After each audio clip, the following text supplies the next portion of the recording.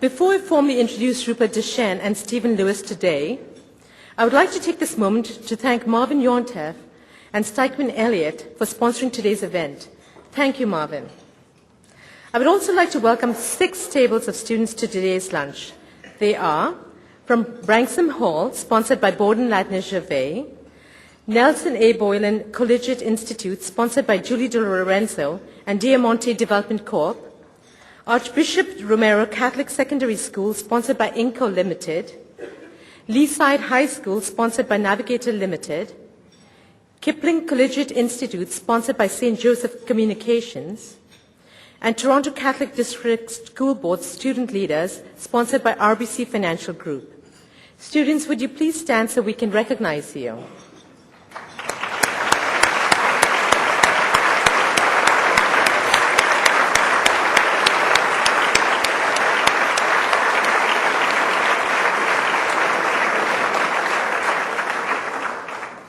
And now, before I thank all of today's student table sponsors, I just want to ask if our table of student leaders from the Toronto Catholic District School Board would stand up again. Ladies and gentlemen, this group of young people has been so inspired by the example of Stephen Lewis and others working in Africa that they're all booked to go there this summer as volunteers, and they're working hard to raise $5,000 each to make this happen. Students, could you please stand? Oh, there they are.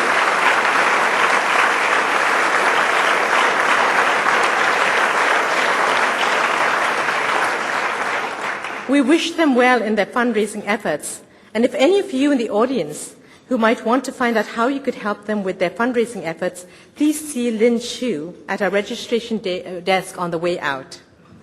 Thank you, students, and thank you to all of today's student sponsors for your ongoing support. And now I'd like to introduce today's special guests. It is fitting that in the season of giving, we should turn our attention to the topic of giving. And with us today, we have 2 speakers who have recently joined together to become trailblazers in the field of philanthropy.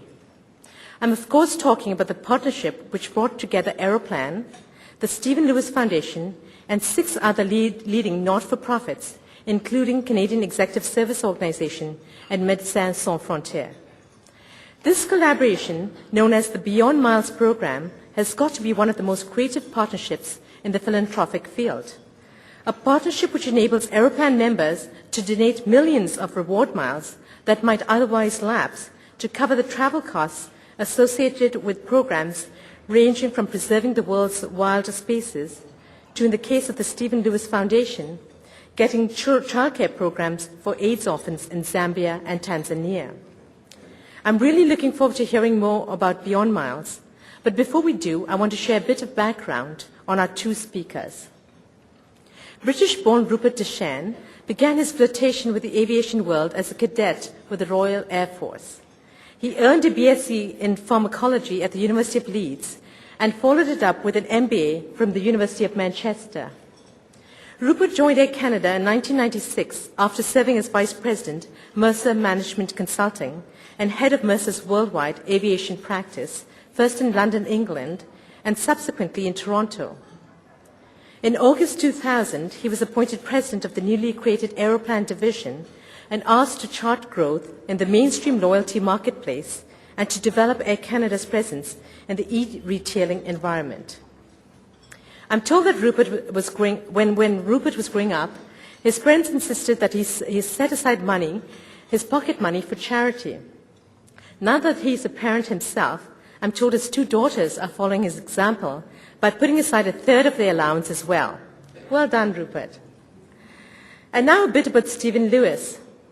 At the end of this month, Mr. Lewis's 5-year term as the UN Secretary General Special Envoy for HIV/AIDS in Africa will draw to a close.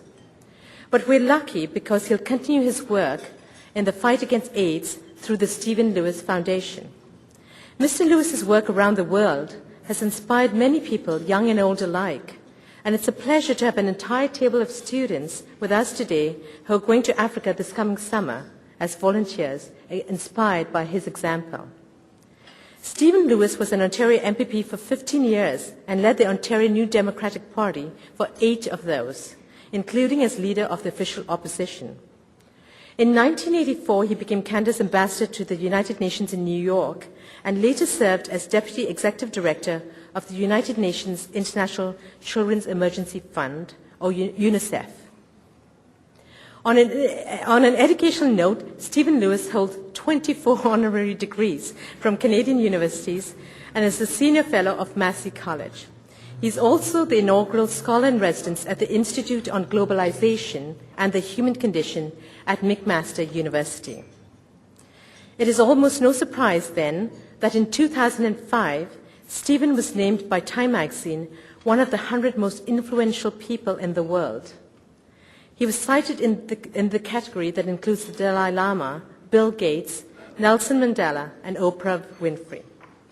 Ladies and gentlemen, before I turn things over to our very capable moderator, Amanda Lang, a Canadian Club director and the co-anchor of Squeeze Play on Report on Business Television, let me just say that it is a great pleasure to have both Rupert Duchesne and Stephen Lewis on our podium. Please join me in welcoming them.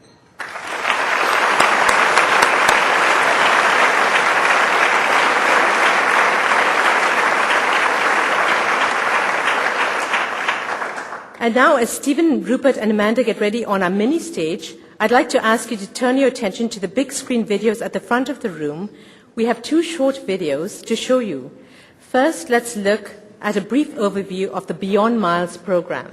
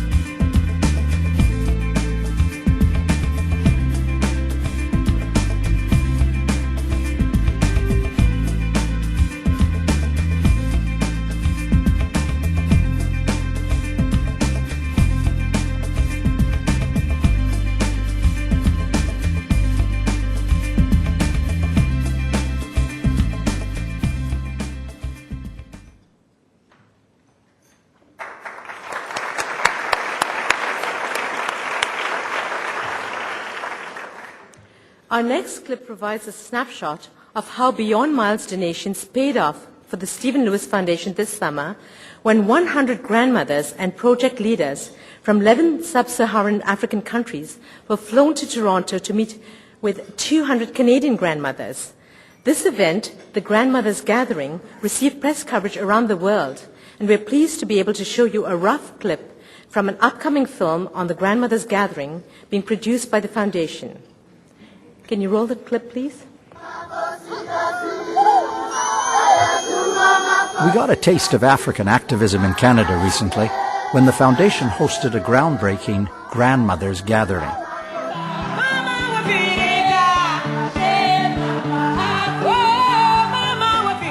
To shine a light on the heroism of African grandmothers and to encourage a new movement of Canadian grandmothers supporting them, we brought some 300 grannies together to spend a life-changing weekend.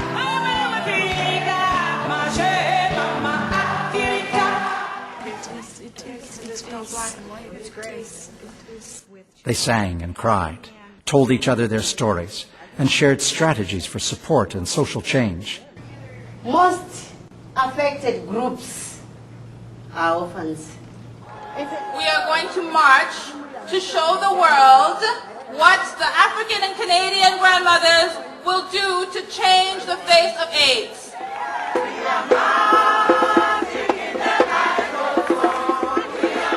As we took to the streets in a spirited march, it was clear to me that Canadians are in the midst of a real renaissance of engagement.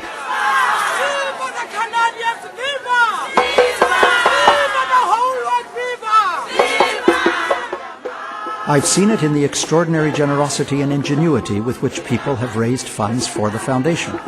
They're organizing garage sales, concerts, cycling trips, and bake sales. They're making bequests, donating air miles, and giving a day's pay.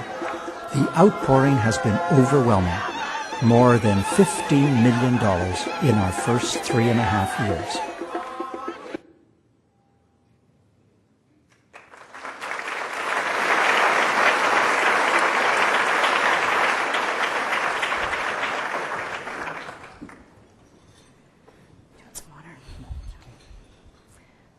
It's a pleasure to be here today in such august company. I'm sorry, I'm going to have my back to some of you.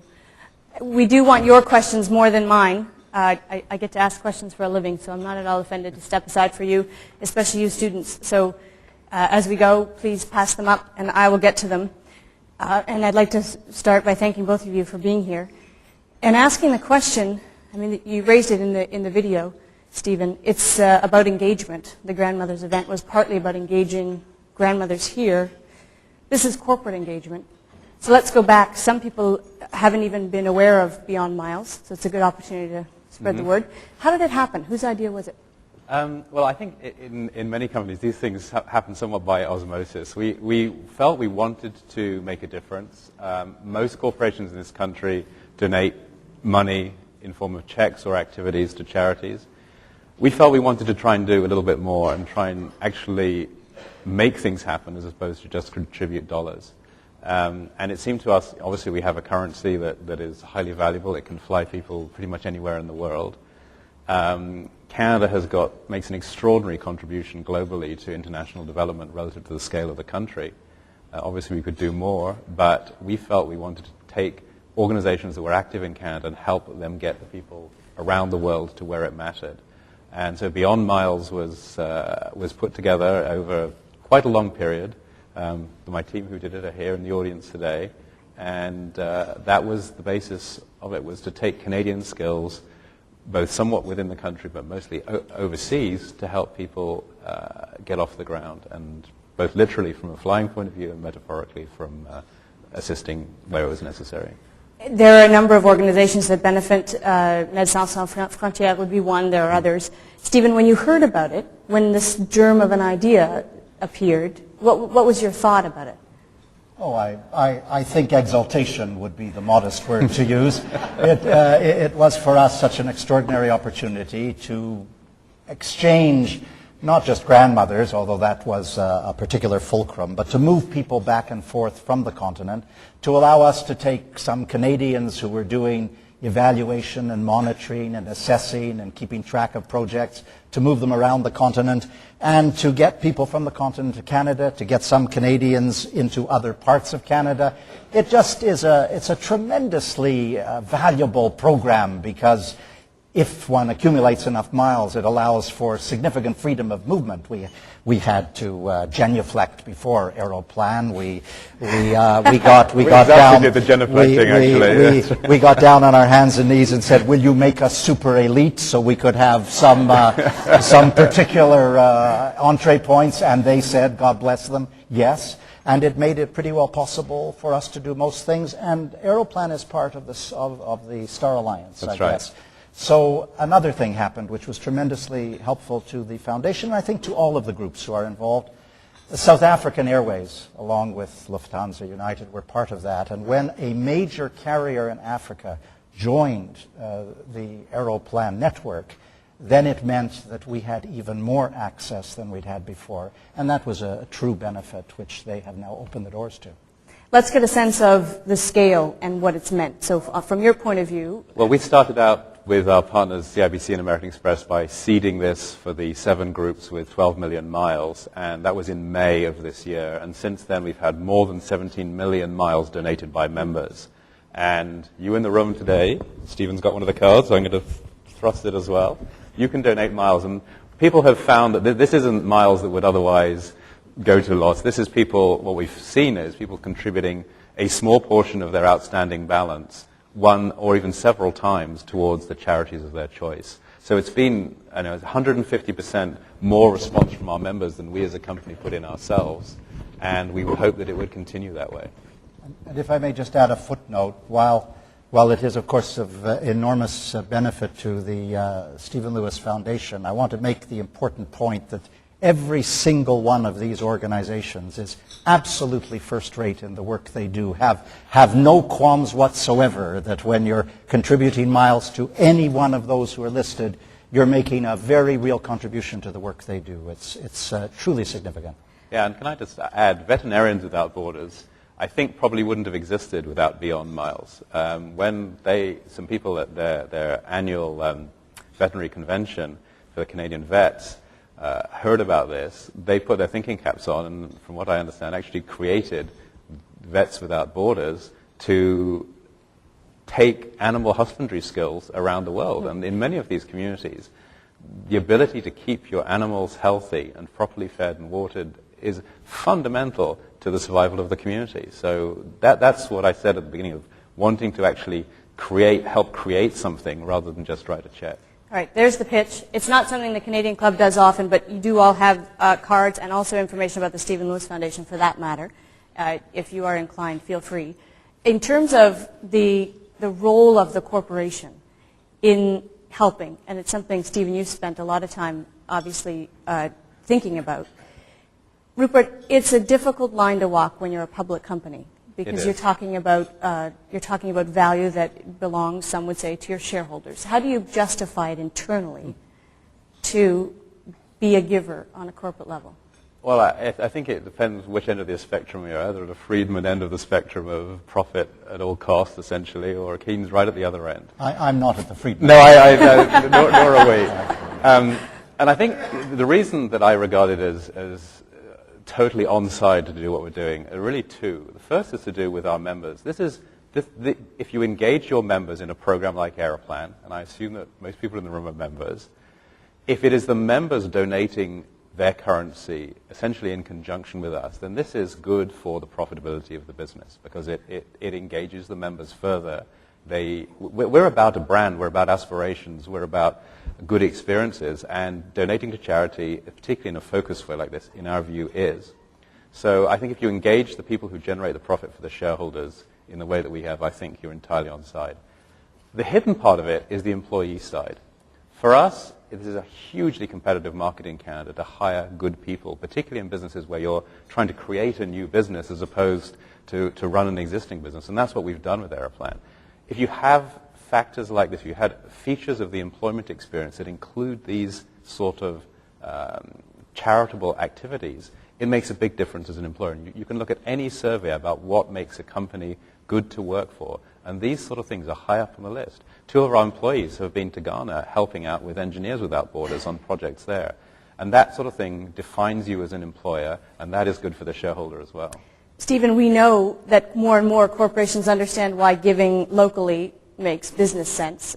There's a kind of a goodwill associated with it. This target of 1% of corporate profit seems elusive. Getting corporations on this side of the world to think about Africa is very difficult. How do you do it? I think by raising the issues time and time again and making them come to life as vividly as possible. And there is an increasing corporate groundswell around the world of concern. As yet, the big multinational corporations, whether in Canada or abroad, have been reluctant to make financial contributions to some of these struggles. For instance, corporations have not given to the Global Fund to fight AIDS, tuberculosis, and malaria.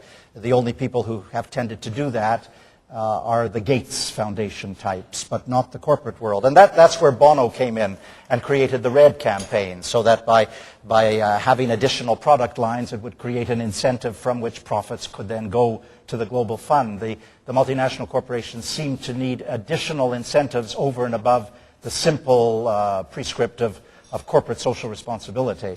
But I just feel, and the more I move around the country, the more I'm persuaded of it, that as people understand the issues, whether it's Afghanistan, Darfur, or AIDS, or neglected diseases, which is something that James Orbinski and Médecins Sans Frontières and others have talked about, they warm to it. They can be engaged in it. And I'm not depressed about it, not yet anyway. One keeps hammering away.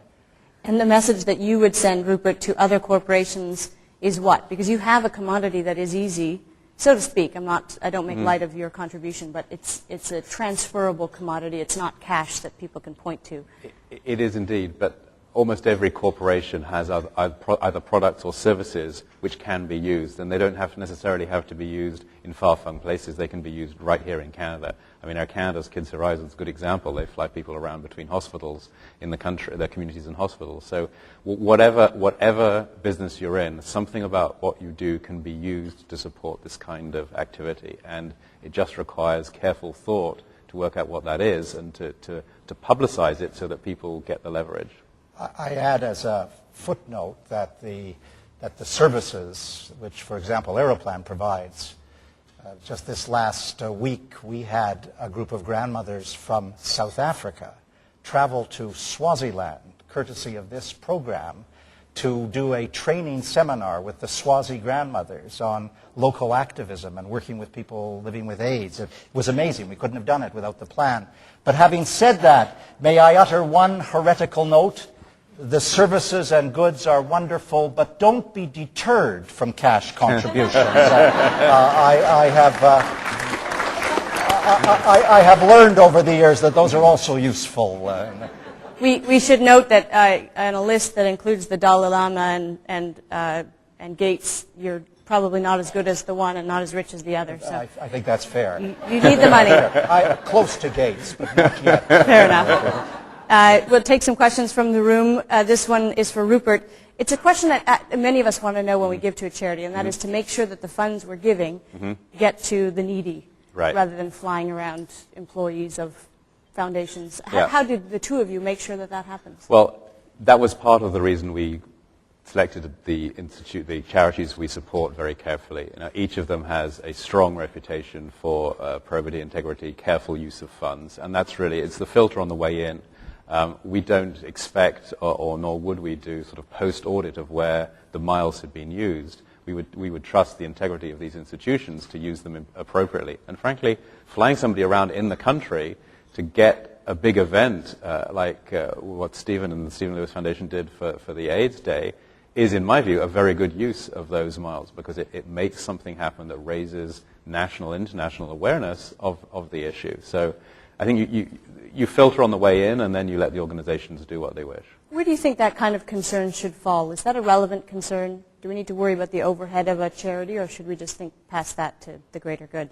We're always worried about the overhead of charities. Just look at what's happened around the Toronto Star expose of the MAD campaign, valid or otherwise. Obviously, people are concerned about administrative costs. Yeah. I think, again, it's difficult because I don't want to be selective. There are so many excellent non-governmental organizations that are not on this list. But these are first-rate outfits that one can be confident spend the minimum on administrative costs and scrupulously monitor the use of the miles. I mean, the plan is incredibly valuable to us, and no one would dare abuse it. It would be their life at stake.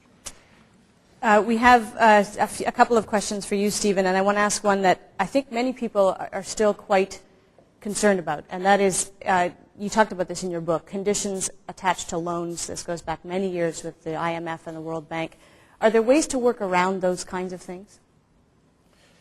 Well, it's very difficult for the African governments to work around them because even to this day, the World Bank and the International Monetary Fund impose macroeconomic structures on countries within which they must function, and they're not allowed to function outside. It's absolutely fascinating that at the Singapore meetings a few weeks ago of the international financial institutions, the United Kingdom government, for the first time in anyone's recollection, froze a £50 million grant to the World Bank because they were so offended by the World Bank conditionality that was being imposed on recipient countries. And they said, in effect, until you alter the nature of your conditionality, we're not going to free the money.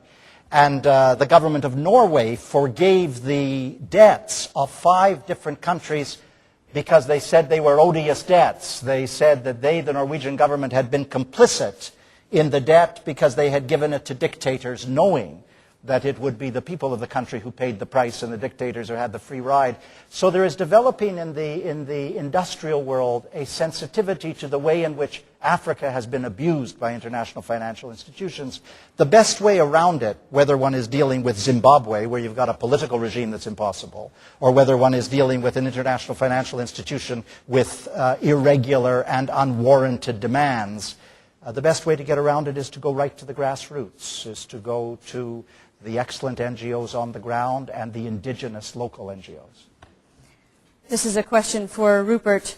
How can I redeem my Aeroplan miles to get a first-class ticket to LA? I think Amanda has suddenly lost her ability to read, but we'll see. No, it's a good question, actually. We won't take those kinds of questions. No, our new program, Classic Plus Flight Rewards. It's true. Every seat on the plane, I see the ads. In terms of organizations that want to join the program, are you limiting it, or will you continue to open it? It's only been running for around 8 months. There's a volume versus value here. We wanted to make really sure that each organization that we supported got enough miles to be able to do something tangible and material, to be able to rely on that flow of miles for their travel needs for a number of years. So we'll be keeping it at the 7 for the time being. We will have a look at expanding it. But we also have another charitable program where if you have a community charity, you can set up a limited account, and for a period of a month you can get all your friends and family and relatives and business associates to donate into that charity. And those monies have been, or those miles have been used for all sorts of things. Kids' hockey scholarships, for flying people who need emergency treatment from one province to another. So we do have a community-based program, but beyond miles at the moment, we'd like to run it for at least a year, see how it works, and make sure each of the organizations in it is getting what they need out of it before we think about expanding it. It's important to note, Airplane's solving an accounting problem for itself in a way by forcing people to use their miles in a certain amount of time. It's a tedious accounting problem, but there it is. Yeah. But you're also giving up real money. Yeah, absolutely. Miles that expire unused have a value to you. They do, but to me, is that a significant number of dollars? It is. Is it worthwhile given what it achieves for the members and for our employees in the community? I think that it's a small price to pay. Now, if it suddenly became half of all the miles we issued ended up in Stephen's pocket for Stephen Lewis Foundation, that would be a high-class problem. It hasn't got to that point yet, and I suspect that I suspect that the two will remain in equilibrium. And as far as we're concerned, we knew going in that would be the case. It's well within the bounds of what we think is appropriate for us as a company to bear, and it seems to be working pretty well. May I say that several of the organizations have received, when did we begin? In March? In May. May that actually came in. Several of the organizations have received between 4 and 5 million miles out of the generosity of people turning their miles in, and most have received over 1 million miles. So it's been a very excellent program in freeing miles for movement around the world. This is a question that's slightly off topic, but not for you, I'm afraid, and that is from Miriam Strauss.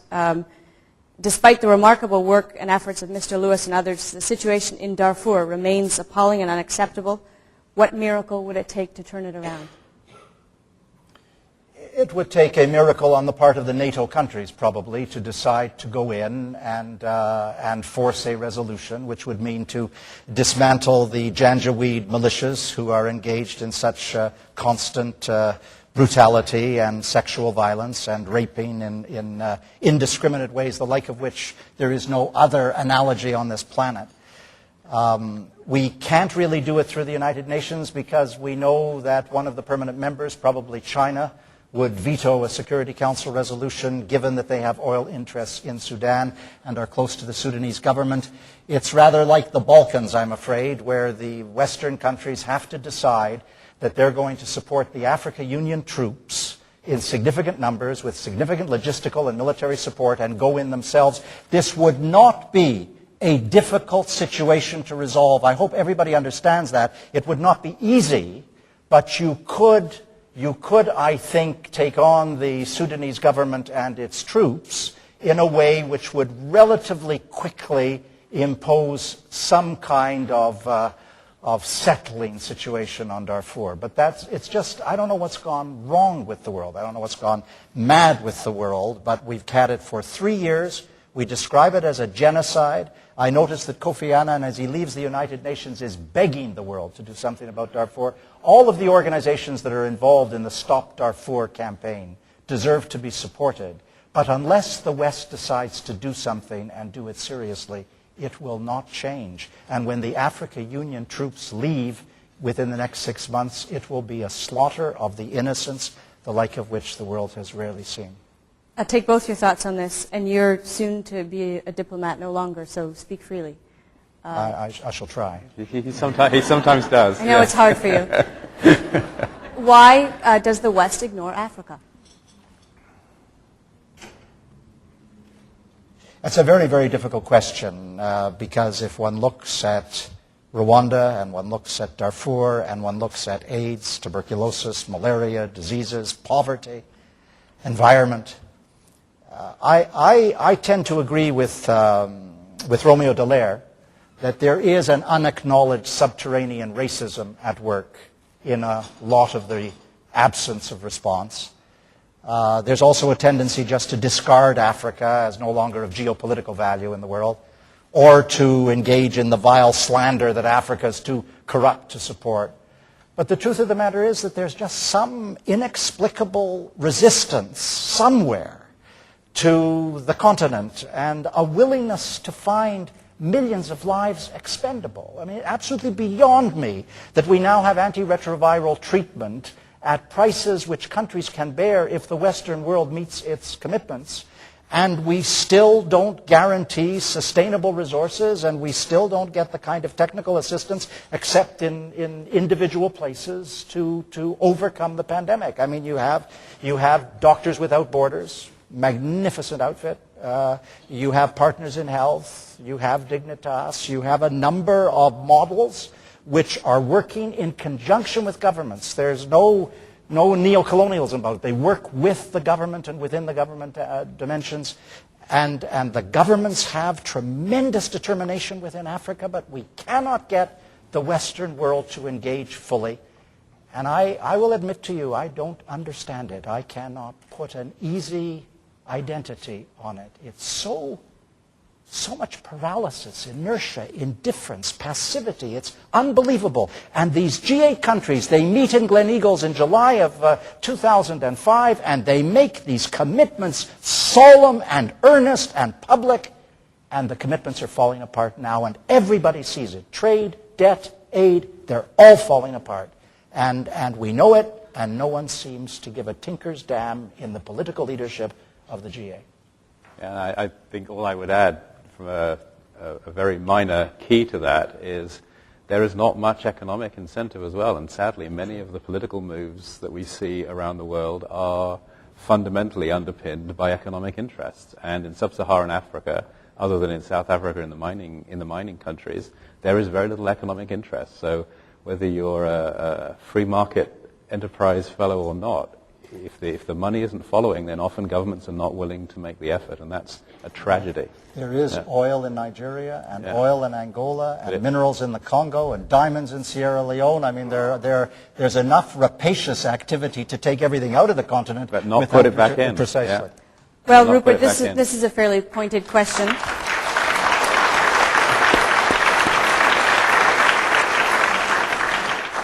Are Canadian corporations doing enough? I would have to say no. You look at some other benchmarks, and Canadian corporations do not do as much or do things as often as their peers in some of the other G8 countries. Nonetheless, I think Canadian charities domestically are extremely well supported. I think Canada's corporate focus tends to be domestic. I think what we'd like to see is more focus outside of the country and taking Canadian skills, knowledge, or essentially just straight dollars, as Stephen said earlier, into some of these places where the problems are of a magnitude that you can't even imagine living comfortably in Canada. We talked about that at lunch, tax disincentives for Canadian-based foundations to apply money abroad, and it's things like that. I see Don Johnson here. There may be a new project for you, Don. There may be changes like that in Canada that would change many organizations, I imagine. Should we focus more on those, or is that too detailed, too small a matter when there are these great urgent issues? I think It would be wonderful if the tax laws in Canada allowed for greater advocacy on the part of nonprofits and on the part of foundations. It's odd that it's easier to set up in the United States as a nonprofit and have complete freedom of advocacy. The only inhibition is that you can spend no more than $200,000 a year to lobby members of Congress. Why one would want to spend that much money to lobby members is beyond me. But you can certainly do advocacy unrestricted. In Canada, the restrictions are tough. You would jeopardize your tax status if you overdid it. But that's a particular channel that has to be pursued with and through Don Johnson, since he has volunteered to take the lead on this. Thank you, Don. And has such a good track record as well. I have interviewed Stephen over the course of time, and this next question reminds me of something that I often think. It comes from Archbishop Romero, Catholic secondary school students, wondering what things or people or faith or something else that gives you the courage to keep pushing people to act when so much of the world sat and still seems to sit. Where does your optimism come from? Oh, my optimism comes quite simply because there's no point in futility.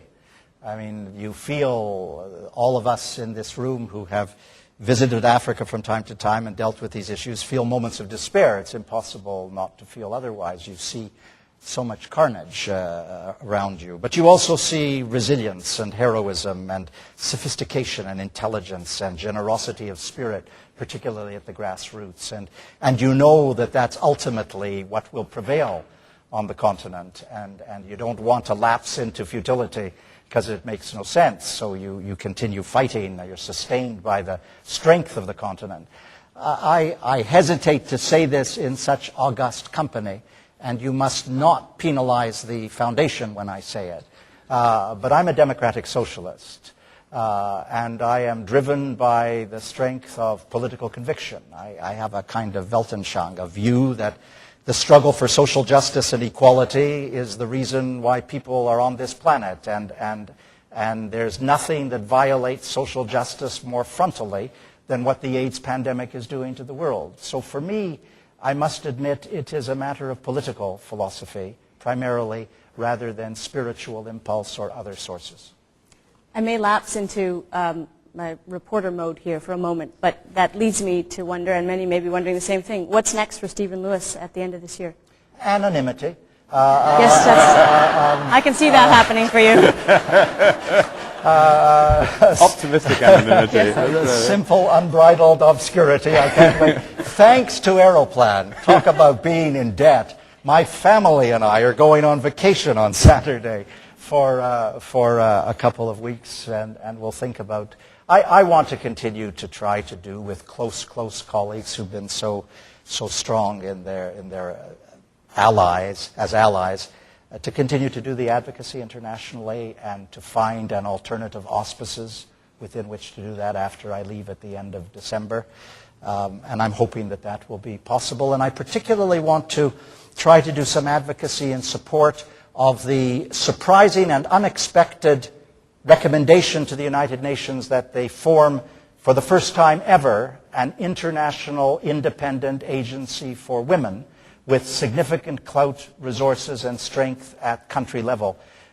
Because if we had such an organization, and the United Nations has been abysmally bad on women's issues and women's rights in the last 60 years, if we had that organization in place, we might be able to do something about the devastation that's being caused to women around the planet, and I'd like to be involved in that struggle. I feel very buoyant somehow about the future. I refuse to believe I'm as old as Toronto Life says I am. And Rupert, in terms of the message that you would give, this is a business crowd. There may be some who can take it home with them. Well, I think if people can follow by Stephen's example, let alone Aeroplans, then I clearly think we'll make a difference. And I truly hope that he doesn't pass into optimistic obscurity, but exactly the opposite. And if you think of Canadians who've made an impact on the world stage, Stephen is very, very close to the top of the list. And we can...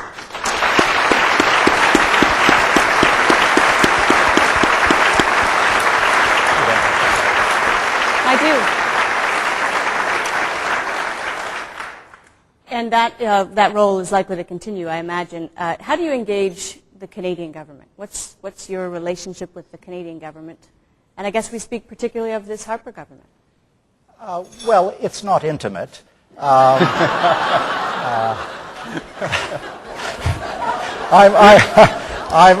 sorry, everyone. This is actually my last quasi-formal appearance before the end of the year in this role, and I'm a little punchy, and I want you to forgive me. Strong water here.